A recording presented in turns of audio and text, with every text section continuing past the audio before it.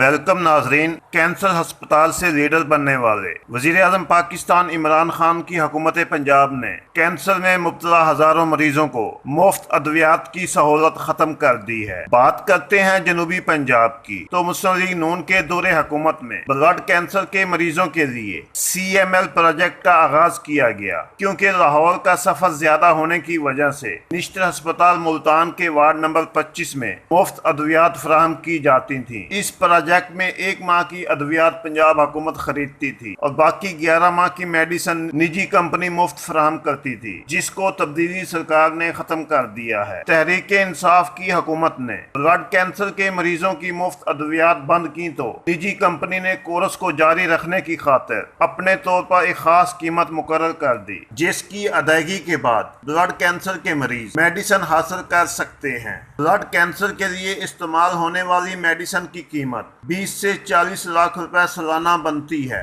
जिसकी अदायगी गरीब मरीजों की दस्तरस से बाहर है। जबकि 2022 तक कोई दूसरी कंपनी ब्लड कैंसर की ये अद्वियात तैयार नहीं कर सकती। CML प्रोजेक्ट से ब्लड कैंसर में मुब्तला जनूबी पंजाब से 940 मरीज मुस्तफीद हो रहे थे, जो मुफ्त सहूलत खत्म होने पर अब मेडिसिन को तरसने लगे हैं। नाजरीन, हम आपको रखेंगे लम्हा ब लम्हा बाखबर, इसलिए हमारे चैनल ARS न्यूज की वीडियोस को देखते हुए सब्सक्राइब, लाइक, शेयर करने के साथ बेल का बटन जरूर दबाइएगा।